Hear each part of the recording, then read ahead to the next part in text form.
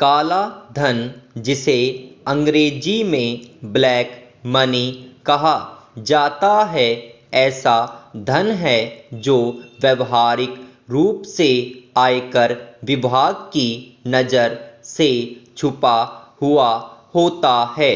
इस धन का लेखा जोखा सरकारी आंकड़ों में कहीं नहीं होता।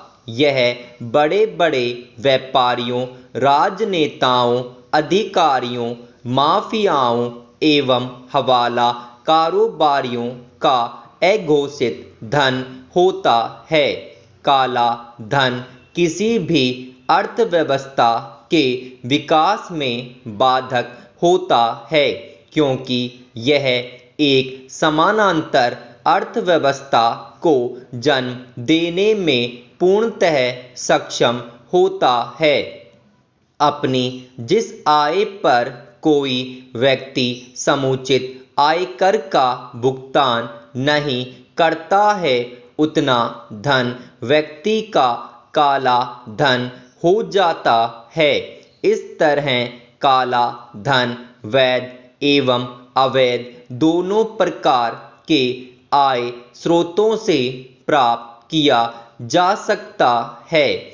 चूंकि आय के अधिकांश वैध स्रोत राज्य को ज्ञात होते हैं, अतः उन पर आयकर ले लिया जाता है, किंतु अवैध स्रोतों से अर्जित आय का लेखा जोखा रख पाना एवं उस पर कर लगा पाना संभव नहीं होता। काले धन का मुख्य स्रोत अवैध आय के स्रोत ही होते हैं। इस आय को छुपाने के लिए लोग ऐसे देशों का रुख करते हैं जहां आयकर मुक्त हो। सिंगापुर, मॉरिशस, जर्मनी सहित स्विट्जरलैंड आदि ऐसे ही देशों के उदाहरण हैं। स्विस बैंकों में भारतीयों द्वारा काला धन छुपाए जाने की जब तब भर्त्सना होती रहती है। ऐसे में सामाजिक कार्यकर्ता अन्ना हजारे की इन पंक्तियों पर हम सब देशवासियों को गंभीरता से विचारने की आवश्यकता है। क्या यह लोकतंत्र है? सभी एक साथ पैसे बनाने आए हैं। मैं खुद को सौभाग्यशाली समझूंगा यदि मैं अपने समाज, अपने देशवासियों के लिए मरता हूँ।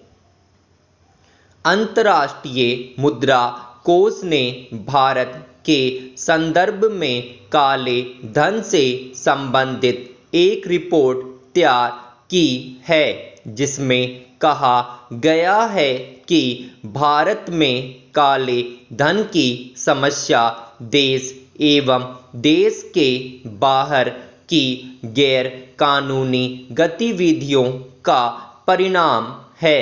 इस रिपोर्ट में आगे कहा गया है कि एशिया की उभरती आर्थिक ताकत के रूप में भारत अहम है, लेकिन उसे काले धन के कारण देश के भीतर एवं बाहर गैर कानूनी गतिविधियों, मादक पदार्थों के कारोबार, धोखाधड़ी, संगठित अपराध, मानव तस्करी, भ्रष्टाचार, नकली धन एवं अवैध धन वसूली जैसे कई प्रकार के आर्थिक एवं राजनीतिक खतरों एवं चुनाव में काले धन की समस्या का सामना करना पड़ेगा।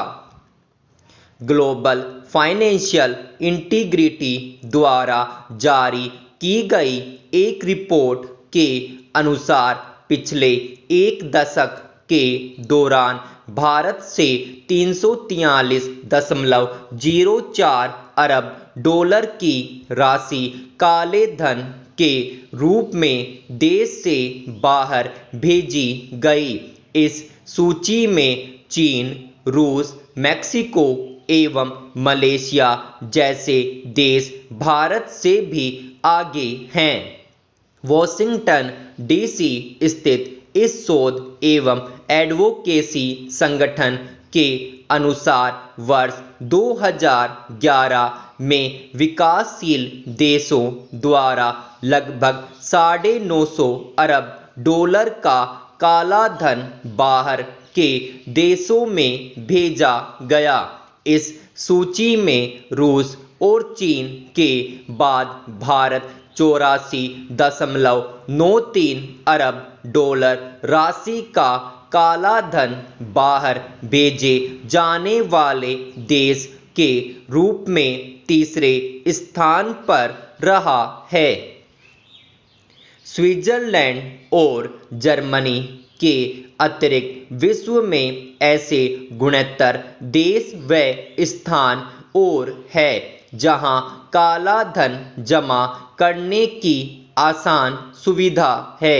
इनमें से स्विट्जरलैंड सभी देशों की पहली पसंद है, जहां खाता धारकों के नाम गोपनीय रखने संबंधी कानून का सख्ती से पालन किया जाता है।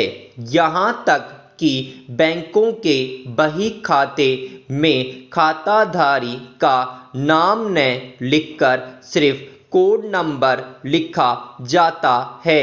विदेशी बैंकों में जमा काले धन में सिर्फ कर चोरी का धन नहीं रहता, बल्कि भ्रष्टाचार से अर्जित काली कमाई भी उसमें सम्मिलित रहती है।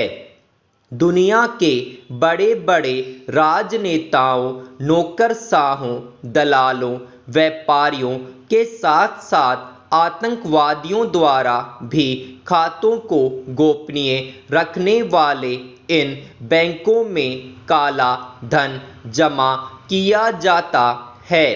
गैर कानूनी तरीके से विदेशों में जमा काला धन वापस लाने के उद्देश्य से संयुक्त राष्ट्र ने वर्ष 2003 में एक संकल्प पत्र पारित किया है, जिस पर भारत सहित 140 देशों के हस्ताक्षर हैं। इस संकल्प को लागू कर 126 देशों ने काला धन वसूलना भी प्रारंभ कर दिया है।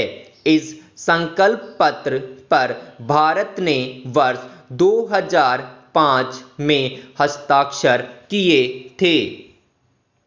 स्विट्जरलैंड के कानून के अनुसार संकल्प पत्र हस्ताक्षर किए बिना विदेशों में जमा धन की वापसी की कार्यवाही नहीं की जा सकती।